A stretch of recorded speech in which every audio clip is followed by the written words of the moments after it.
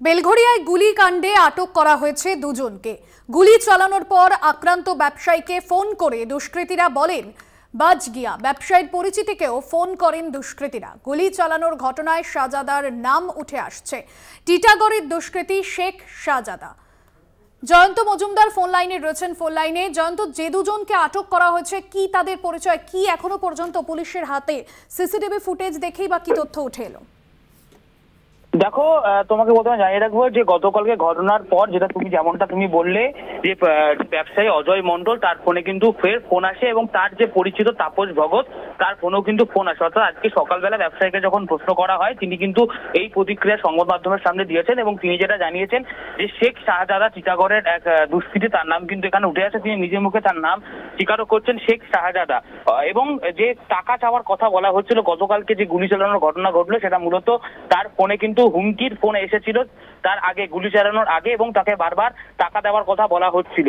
সেখানে কিন্তু একটা হুমকির ব্যাপার রয়েছে এবং পুলিশ কিন্তু ইতিমধ্যেই যে দুজন বাইক আরোহী, যে সিসিটিভি ফুটেজ আমরা কিন্তু গতকালকে থেকে এবং আজকেও যে সিসিটিভি ফুটেজ আমরা কিন্তু লাগাতার দেখাচ্ছি, সেখানে দেখো একেবারে তার যে গাড়ি ছিল ভলভো গাড়ি, তার ঠিক পাশেই দুজন বাইক আরোহী চলে এসেছিল। সেই দুজন বাইক আরোহী মূলত কারা, ইতিমধ্যে পুলিশ কিন্তু দুজনকে আটক করে জিজ্ঞাসাবাদ করছে এবং পুলিশ সেই অর্থে গ্রেফতারের কথা পুলিশের তরফ থেকে এখনো কিন্তু সেই অর্থে কিছু জানা যায়নি।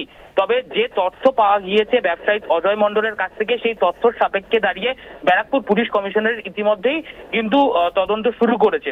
পাশাপাশি আরেকটা তথ্য দেওয়ার চেষ্টা করব, ফিরাদ হাকিম রাজ্যের আমাদের পুরমন্ত্রী রাজ্যের, এবং তার পাশাপাশি সৌগত রায় সাংসদ, তারা যেটা দাবি করেছেন, তারা বলেছেন ভিন রাজ্য থেকে কিন্তু দুষ্কৃতীদের আনাগোন এখানে বাড়ছে, বর্ডার গুলোতে সিকিউরিটি বাড়ানোর কথা বারবার বলেছেন। এবং রাজ্যের মুখ্যমন্ত্রী মমতা বন্দ্যোপাধ্যায় তিনি বলেছেন যে এই ধরনের দুষ্কৃতী যে আখড়া তৈরি হচ্ছে আমাদের রাজ্যে, বারবার আসা যাওয়ার কেন্দ্র তৈরি হচ্ছে দুষ্কৃতী, সেটা যাতে পুরোপুরিভাবে বন্ধ করে দেওয়া হয়, এটা কিন্তু আপাতত উঠে আসছে। জয়ন্ত, এই দুষ্কৃতীদের সম্পর্কে এখনো পর্যন্ত কি জানা গিয়েছে?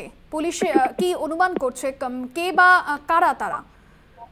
দেখো, পুলিশ এখনো পর্যন্ত যে অনুমান তাদের হাতে যে এসছে তথ্য, শাহজাদা বলে যে ব্যবসায়ী তোমাকে একটু আগে বললাম, এবং কে বা কারা তাদের নাম কিন্তু এখনো পর্যন্ত সেই অর্থে কিন্তু ব্যারাকপুর পুলিশ কমিশনারের তরফ থেকে জানানো হয়নি। তবে আটক করে জিজ্ঞাসাবাদ করছে, এটুকু সূত্রের খবর অনুযায়ী আমরা জানতে পেরেছি। পরবর্তীতে কিন্তু তাড়াতাড়ি কিন্তু পুলিশ চাইবে যে এই ঘটনা সলভ করে নিতে, কারণ যে তথ্য ব্যবসায়ীর কাছ থেকে পেয়েছে তার সাপেক্ষে কিন্তু পুলিশ ইতিমধ্যে গতকালকে রাতের বেলা থেকে কিন্তু তারা তদন্ত শুরু করেছে। এবং তোমাকে জানিয়ে রাখবো, 3টে জায়গায় কিন্তু পাশাপাশি কামারহাটি, রথতলা, যেখানে গুলি চালানোর ঘটনা ঘটেছে, সেখানে যেমন পুলিশের বাড়তি ফোর্স মোতায়েন করা রয়েছে।